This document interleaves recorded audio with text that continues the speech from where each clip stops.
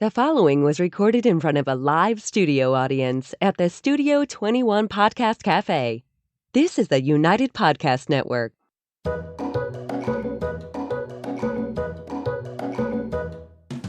Welcome to the Quirky Dog Podcast, inspired by some of the quirkiest dogs you can ever imagine and the owners who love them. This podcast is brought to you by the quirky couple themselves, Scott and Jess Williams. Their aim is to educate and entertain. Here's Scott and Jess. Welcome, guys, and happy Wednesday. We're coming to you live from Salem, New Hampshire, and happy 420.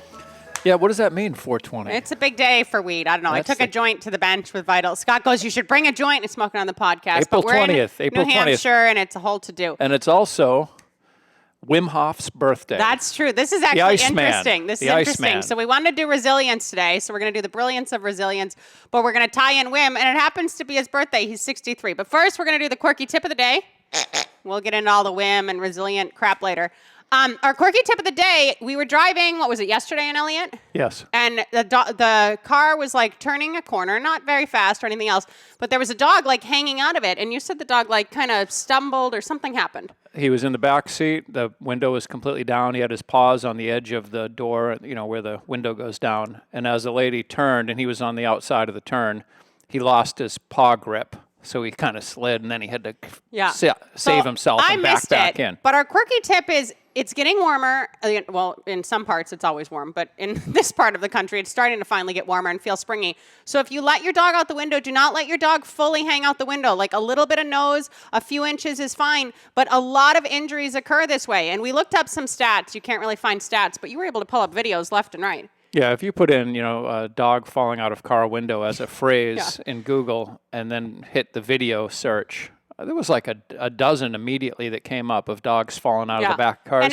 And what's very even dangerous. uglier than that is when the people have the dog, their leash tied inside the car to supposedly keep them from falling out, and they fall out and then they're hanging off the side of the door for hopefully not very long, but certainly they would kill them. A lot of injuries this way. Watch your protocols with this. I know dogs like to stick their head out to the window. Jeannie, if you're watching, one of my friends wrote me about this months ago. She's like, this is a huge pet peeve of mine. It's a pet peeve of ours too. Keep your dog safe as the weather gets warmer. And I will say, just to close on that, if your dog, a lot of people have the window half open so the dog can get his head out. If they see something, if they're a drivey dog, they see another dog and they're dog reactive, or they see a squirrel or something, they can squirm out over the top of a half-open window easily. Yeah. Easily. So keep that friggin' window rolled up. Keep your dog safe in the car is not a problem. All right, so we're talking about resilience. Easter, we started our ice showers. This is a new journey for us. Yeah, we decided we don't have enough problems. Our life is too easy. So we're creating adversity. We've built up such resilience to extreme financial debt, it doesn't even bother us anymore. So we're like, what can we do to put some pressure on ourselves? We decided to get in the shower and just turn the ice cold water on and have to endure that. Yeah, so we've been doing this now since Sunday. We ordered an outdoor thing, but this got us thinking about resilience and everything else, and Scott can talk to you a little bit more about the Wim Hof stuff, and we're going to turn this totally over to dogs. But this is an important topic for us because I feel like Scott and I, particularly as individuals and especially as a couple, we are constantly tempering ourselves. We're constantly trying to build our resistance. Part of the science or the reasoning behind this is, of course, your immune system. It's supposed to strengthen your immune system. You're putting yourself in an uncomfortable situation, so you're working through that. But it's also supposed to be good, like clearing childhood trauma and everything else. A lot of these influencers are doing this now. Tony Robbins literally like lays in an ice bath every morning when he gets up. And Wim's doing a super cool thing today at 1. What is he doing? Yeah, he's turning 63. So he's going to do a 63-minute live ice bath on YouTube. So that'll be right when this podcast ends, or a half hour after. And you can communicate with him and everything else. Yeah, and he'll be in there freezing himself. Yeah, so he's like the master of it. He started with all of this. He's gone through a lot of trauma himself. The first day we did it, I was a little worried about Scott because we're there like timing each other, and that's why we're getting the outdoor tank so we can like not have to just like endure the shower nonsense all the time. But the first day we did it, Scott took a hot shower and then it went cold, and he was like, I'm like, are you going to be okay? So we do this breathing now before it. We do the Wim Hof breathing, and we're going to meditate. I'm going to meditate in a bikini. Then we're going to go right out and do this every morning. We'll take some video when we get our tank. But this is our new thing. We share with you a lot of our crazy things that we do. But we also want to bring this into resilience in dogs, because sometimes it seems like the dogs who may be less resilient maybe have humans that maybe shy away from the resilience. And we know that like people have gone through a lot of things and everything else. But the more that we temper our dogs, the stronger they are and the better they are as companions and everything else. Sure. And the other thing that people tend to do the opposite. I tell people all the time, a lot of raising a dog and working with a dog is counterintuitive to what our natural response is. Our natural response is to want to protect the dog, make them feel safe, and all these different things. And quite often what we're doing is making them actually weaker, by doing that. And so what does a resilient dog look like to you? Well, we didn't flesh this out at all, so enjoy. Resilience is the ability of the animal or human to overcome adversity in a healthy way, to be able to deal with some extreme situation, whatever that may be for that person, and bounce back. Yeah. And just say, wow, that really sucked. But they got through it. They weren't overly traumatized where they're, under a blanket for 6 months because someone told them that their kid was ugly. Yeah. Well, as an example. And I was thinking of it maybe more in terms of like, kind of Scott touched on this, but just stability. Like a dog is able to go into various environments and they're just kind of neutral. Like to me, that's resilience in itself. Obviously, something shaking in a corner is going to look less resilient. And we understand that a lot of these dogs have had, bad past traumas and we don't know what's happened in their past homes and everything else. But part of it is to strengthen them, temper them, and get them so they can deal with stuff. It's better for their immune systems. It's better for their lives overall. They really do not do well with this like constant catering, constant coddling, constant, here's a new fluffy bed, here's this, let's do this. And the dogs, we see it just day in, day out, right? And we get dogs left and right that have had traumatic pasts. We just did a case study podcast with a really anxious dog named Daisy last month, I think it was. We see dogs that have extreme responses to control or crates or whatever you want to call it. But if you just let the dog keep working through it, dogs get better. We get dogs on the other side of things left and right. Like we see it day in, day out. So for instance, if you tether a dog in, your living room or your kitchen or whatever, maybe the dog, because it can't move at first, is a little bit restricted. You just have a dog on a tether, you're watching them, they're tied to a door, they might be shaking, they might be nervous. If you keep doing that every day for 2 weeks, the dog starts to ease into that. That response starts to drop off. What happens is when we see a dog that may look nervous or afraid or unsure, or whatever's going through their mind, people want to rush in. Owners want to rush in and, he doesn't look comfortable. And, let me do this. Or a dog that refuses to eat. Maybe then they don't eat a piece of kibble. You pull out a piece of salmon. Then they eat that. They're starting to learn these different ways that gets the pressure to be taken off. And to me, even tethering a dog to a door isn't necessarily pressure. It's just putting a dog in a situation it's not comfortable with. But I'm telling you, if you work through these certain things and you get the dogs over the curb, they become more resilient on the other side. Yeah, I mean, we've talked about it in the past when I talk about pressure on, pressure off. Yeah. You're building a resiliency in the dog by adding some stress in a controlled way and taking it off so that they can then feel as, okay, that wasn't that bad, helping them work through different fearful situations. And it's a philosophy. I mean, not all dog trainers and dog people feel this way, but we have seen it with working with thousands of dogs at this point, just the two of us, that it works and it works quickly. And it's similar to this ice bath thing where the first time you get good into an ice cold shower, it's like shocking to the system. I mean, you're like, holy shit. It's like, just, I'm like, and it's a mental game. You need to get your head in the right place and deal with that, And it's the same with dogs, where the first time you start putting control on a dog that maybe is 2 or 3 years old that has never had control put on them, they resist. They start feeling all freaked out about what's going on here.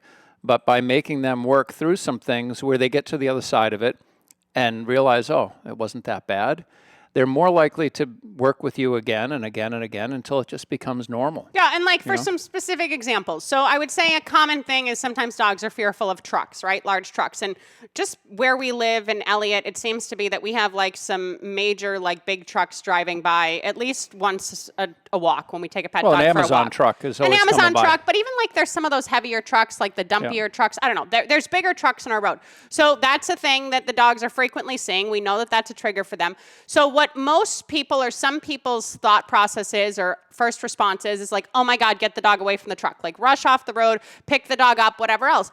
If we simply keep walking, or we ask the dog to sit and see if the dog can hold a sit or something else, that extreme response to the truck starts to improve pretty quickly, only because we didn't make it a mountain out of a molehill, if you will. Like, yes, the truck was stressful, but the truck went past you, you lived, we're still walking, and we're going to continue on. Sometimes when the dogs have this response of like, oh my gosh, I heard something that scared me, and then they run into the house and they don't have to deal with it anymore, that's not necessarily helping them work through that. And their fear is actually growing, and we've seen this. The fear grows if they're able to let their bodies control them and always respond to the fear in that way. And we pretty quickly, in a situation like a large truck, see that the dogs, at first, yes, they're scared. Maybe they shy away or something else. But if you just keep walking, or you just let them deal, and they keep seeing it, and they know that, you know, you're going to protect them, they get better very, very, very quickly. So that's more of a specific thing that Scott's kind of touching on. Yeah, and if you don't work them through all of these issues as they arise, your dog's world,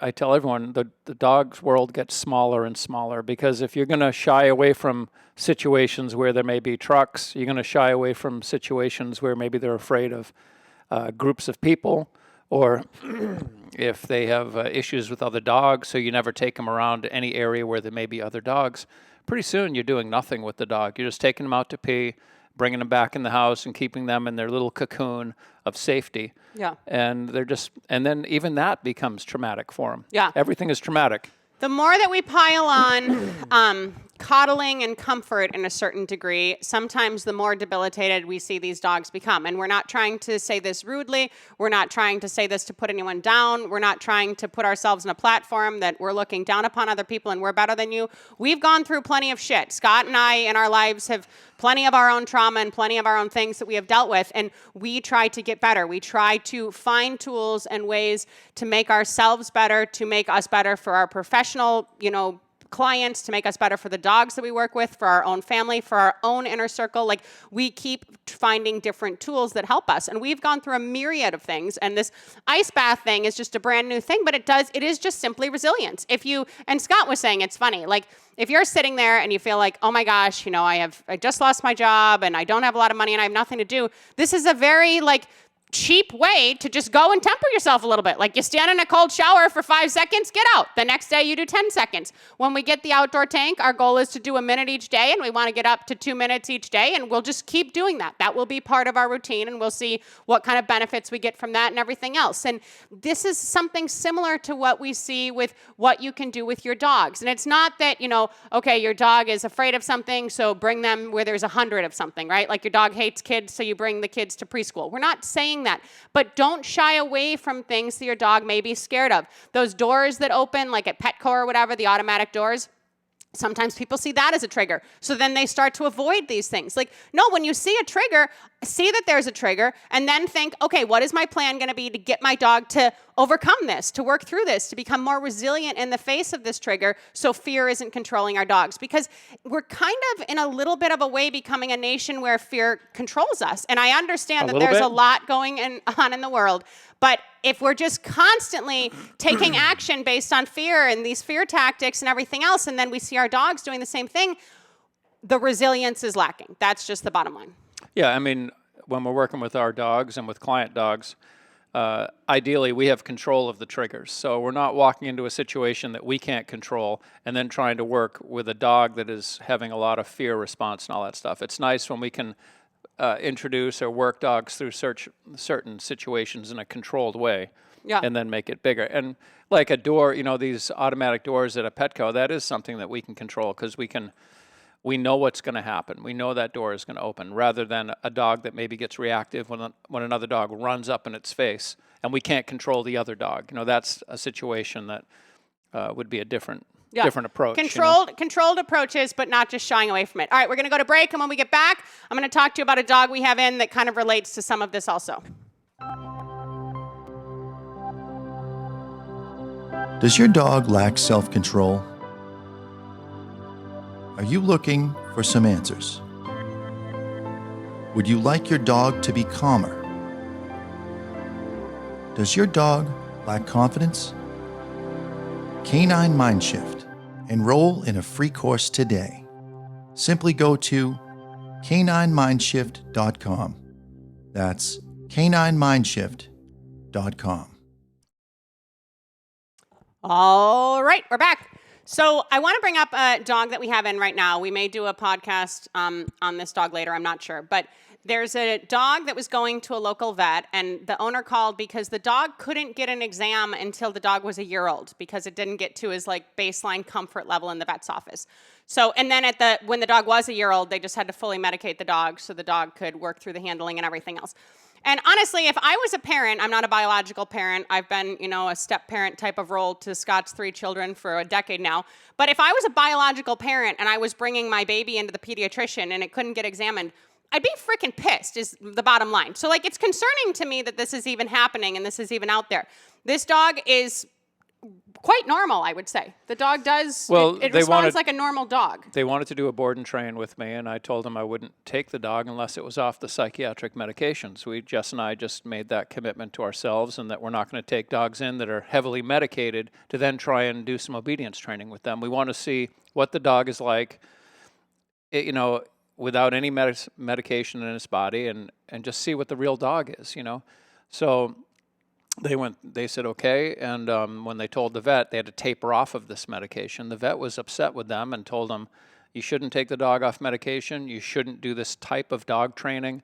They had to actually find a new vet. They had to leave this vet and go to a new vet because they were so hung up on the ethics of how to train a dog, which is, in my opinion, not the vet's business about how to train dogs. Their job is to work with the body, not the mind of the dog. Yeah, and there, you need to think about resilience in terms of the handling and everything too, right? So there's just a certain degree of I don't like everything that happens. You're a female, you get a pap smear, Scott gets colonoscopies for his age. Sometimes at the doctor, we don't always enjoy what happens and we're in uncomfortable situations. I hate a strep test. That's a little less graphic than my first two examples. I hate that gag reflex. I'm not good at that. Colonoscopy. Don't start with talking like a crazy person. So literally, not that you aren't a crazy person. Where I was going, I have known you long enough. I don't have to, my imagination goes there. So literally, you guys, there are things that happen that we as humans don't like, our children don't like when they go to the doctor. There's things that necessarily aren't comfortable. Sometimes I quick a dog if I cut their nails. I'm sure that caused a little bit of, pain and everything else. Just because there's a little bit of adversity doesn't mean the dog can't work through it. And when the dog does work through it, they're stronger for it. And not only that, but they're actually getting examined by a medical professional, and they can rule out if the dog has some sort of extreme condition or some sort of heart issue or something big going on. That's important. Just being able to get your dog some doctoring is pretty important, at least to us. Yeah, and this dog that we brought up, that we have in for training right now, as an example, has done really well. I mean, the dog had a lot of reactivity in the house. It sounded like it was going to kill anybody that came near the house. The people didn't know how to deal with that, and that's why they called us. And we're going to help them with that when we love her. Get to she's one of my favorite dogs I've done in a long time. We brought her over. We had a third party come in and just do a physical exam, touching the dog. We put her up on a table to make it kind of simulate a vet's office. She hadn't met this person before. She wasn't happy about it, but there wasn't any. She didn't even curl her lip. I mean, no, there was no and by aggression. not happy, maybe I was just holding her. She was kind of like, "Oh, this is strange." And that's but not she unusual dealt. for dogs. But she dealt with it. Not a reason that I could see to be medicated, And I've said this before on the podcast, when my firstborn, who just turned 28, had to get his vaccinations when he was a little kid. He had to get some kind of shots. And he was about 4 or 5 years old or so, and he didn't want to get the shot. And I'm in the pediatrician's office, and the nurse comes in with the needle, and she's like, okay, well, pull your pants down, let's do it. And he's like, Dad, I'm not doing it. I'm not doing it. And I'm like, well, you got to, I'm just thinking, yeah, you got to do it. He's like, I'm not doing it. He wouldn't do it. And the nurse is looking at me like, I got 100 other kids to deal with. Are you going to friggin' help me out here? So I just figure, well, I'll hold him down and she can give him the shot. And it was a struggle. I mean, it was like, he was very strong. We got the shot in him, but I mean, it wasn't like, who knows, maybe these days they send you home with medication and tell you to bring your kid in all medicated. We don't know what happens, and we're not trying to make a satire out of this, but this is another example of resilience, truly, you guys. Just the basic things about can I look at the foot? Can I look in the ears? Can I look in the dog's mouth? We talked about the CGC situation. These are just basic things where you can handle a dog. And when we're we want to care for our dogs, right? Like we want to give our dogs the best lives possible. And Scott actually brought that up with the window. He's like, all these freaking people that love their dogs so much, that care about their dogs in all these they ways. insist on having that window like open, flying out the window, like onto the highway. But we want to give our dogs the best comforts, the best life, all of the things. We understand that we want to protect them from things that maybe we've gone through that have been traumatic, that you see in them similar responses, things that come up in their environments that are traumatic. But the more that we temper them, the more that we teach them that it's okay and we will be there to support them and they can work through these things, the better off they are. I just cannot say that enough. Like this, all of this itching that the dogs are doing, all of these autoimmune issues that are coming up, there's a lot of things that are springing up that didn't even used to be a thing X amount of years ago. And yes, some of it is breeding and all of this, but we're telling you from working with hundreds of dogs a year and thousands of dogs together over the past decade that tempering dogs helps. And not only does it help the dog, it helps the owners. How frequently do our owners' confidences rise because the dog is more resilient? Yeah, when they work through it. And if you have a puppy, this is a no-brainer. When you have a puppy that's wild, very spirited, has no obedience, just wants to do what it wants to do. That's a puppy. That's a healthy, normal puppy. Well, they still need to get a checkup and work through some things and get nail trims and get a bath and use a blow dryer. These are things a lot of puppies don't like. Yeah. But this is the time to work through it. This is the time to just suck it up and say, well, tough shit, we got to work you through this, buddy. Because now you can have hopefully 12, 15 years with this dog that doesn't kick and scream about going to the groomer, going to the vet, maybe it's limping. You want to look at the bottom of its paw. You want to pick that paw up, get in there really looking close to see if there's a thorn between the pads, something like that. You want to be able to do that. If you don't work through these little discomforts, then you got to medicate for everything. And the tough shit, okay, so if it's a puppy, it hates the blow dryer. You don't have to necessarily dry the entire dog, but get the dog to accept the dryer. Hold the dog in such a way that the dog can't wriggle out of your arms. And then once the dog calms down, gently put the dog down and it's over. Like, get the dog to know that as soon as the dog thinks, oh my God, I reacted this way to the dryer, or I reacted this way to the nail clippers, or I reacted this way to the faucet, and then wins, and it is a win in a sense. I'm sorry, I know that term may be controversial, and a lot of the things that we're saying here are controversial, but that meant that the dog saw an aversion to something, and then that was taken away. That stimulus was taken away. So when the dog realizes that can happen, the response is even stronger the next time. They're like, holy shit, the faucet, holy shit, the dryer. So when that happens and it comes up, you got a little baby puppy. All right, we're just going to do this for a second. We did it. You lived. How you feeling? Great. It's over. You're tempering the dog to this. You're building up so the dog can accept these things. And you're not just saying, oh, he doesn't like that. We can't do that. Oh, he doesn't like the crate. We're going to put this away. Because the more things you put away, the less the dog can do with its life. And we just see it time and time and time again. And when we're sitting there and we're seeing these people that basically have a dog that doesn't have a life. It can't really leave the home. It can, barely go to the vets anymore. And these dogs are becoming more like warriors, and they're acting like normal dogs, and they're showing that they have a fun side and that they can be peppy and do things and wag their tails and enjoy life. That makes us feel good. And that also makes the owners feel good. And the owners want their dogs to be confident, right? Like, no one wants their dog to be out with their tail tucked and, freaking out about every little thing and just shaking under their legs.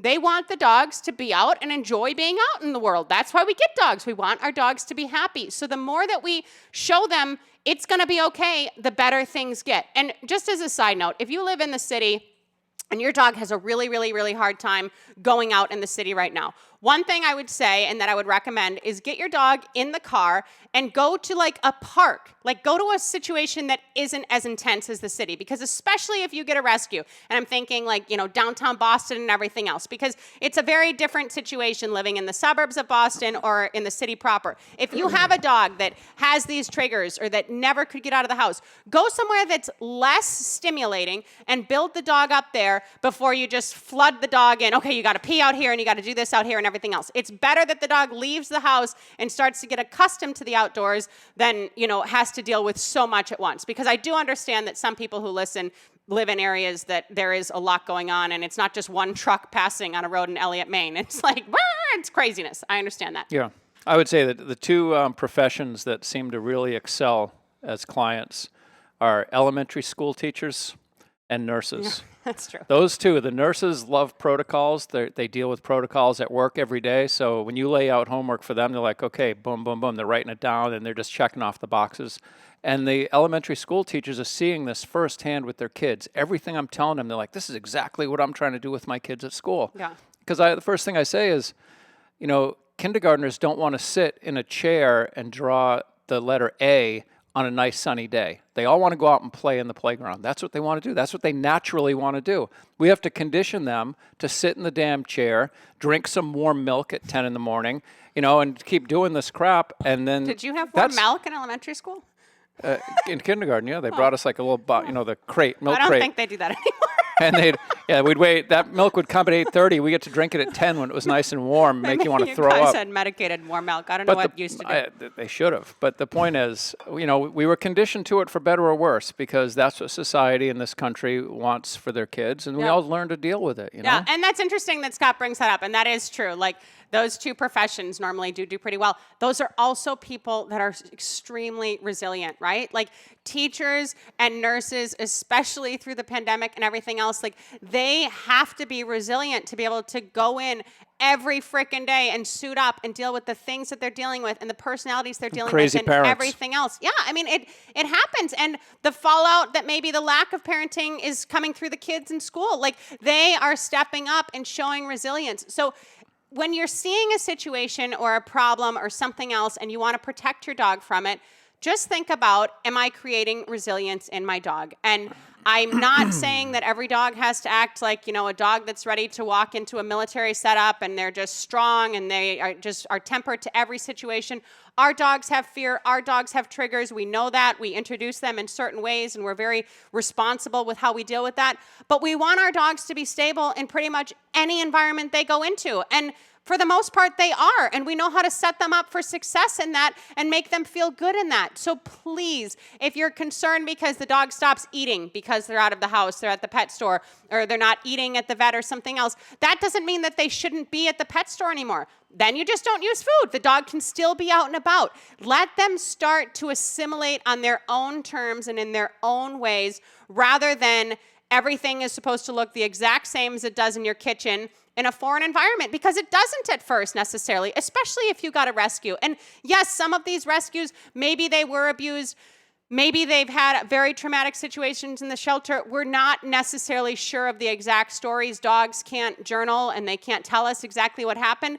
A lot of times what we see is dogs have been in like 5 or 6 homes, and they also have ways of getting people to back the frig off. And that's just fact. That's just bottom line fact. Like sometimes if a dog refuses something and you get out something better, they've already learned that in their past lives. Sometimes if they act like, oh, I don't really like that, and then the exercise goes away, they've already learned that. So realize that no matter what you're seeing out of your dog, you want to build them up. Please do not just keep catering to them to make their lives easier and softer and life is stressful. That's the bottom line. There is stress in life for humans, for dogs, for everything. And if we try to protect our dogs and our kids and ourselves from everything that's stressful, we're kind of missing out on an essential part of life. We're not building any resilience. No. That's what we're talking about today. So when Jess says about don't protect them all the time, I would always physically protect my dog if it was in some type of potentially harmful situation. But we're talking about emotionally sheltering them from any discomfort at all. We want to help them work through it so that they're uncomfortable, and now it's over, and wow, it wasn't that big a deal. Yeah. That's ideally what resilience is, where they know they may never like the hair dryer. They may never like getting their nails trimmed, but they suck it up and just deal with it. That's what we're talking about, because a lot of stuff that we don't like, a lot of stuff I don't like, and I deal with it. Scott does. There's a long list of stuff that Scott doesn't like. I deal with a lot of stuff and, power through it.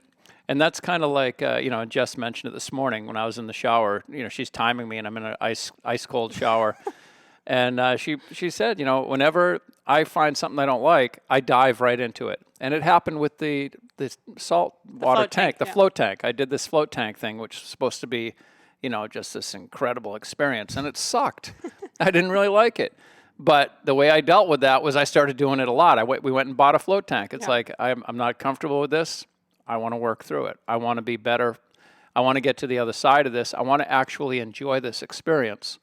because or I reap felt the benefits from an experience that may not be necessarily and it's the enjoyable. Same thing. It's the same thing with the ice bath.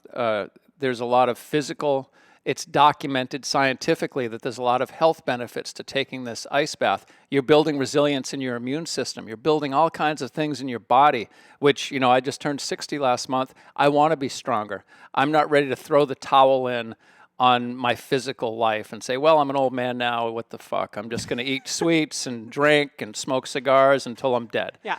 I'd like to be around for another 30 years and actually be able to function physically, moving around, not needing walkers, being pushed around in a wheelchair and all that crap. Well, you better hire somebody to push you if you need some pushing. Oh, I got someone. I'm all set. So temper your dogs, build resilience in your dogs, not only for them, but for yourselves. And if you want to get crazy, try the ice thing. Don't give your dogs an ice bath, even though dogs will swim in the ocean and they're probably doing this on their own half the time. But temper yourselves and your dogs and your family and your children, not only for us, not only for yourselves, but for the frickin' world. There's a lot going on. We realize that. We're not taking away from any of that. But the stronger we can be individually, the stronger we can be collectively. I agree. That's how I feel. I agree wholeheartedly. All right. And as for your adult kids that are not really getting on with their lives, kick them out the door and say, get a friggin' job and go get an apartment, goddammit. It's not a parenting podcast. All right, guys, we'll see you next week. Build your resilience, get in the shower, make sure it's cold, and in the meantime, keep it quirky. The views and opinions expressed by the hosts, guests, or callers of this program do not necessarily reflect the opinions of the Studio 21 Podcast Cafe, the United Podcast Network, its partners, or affiliates.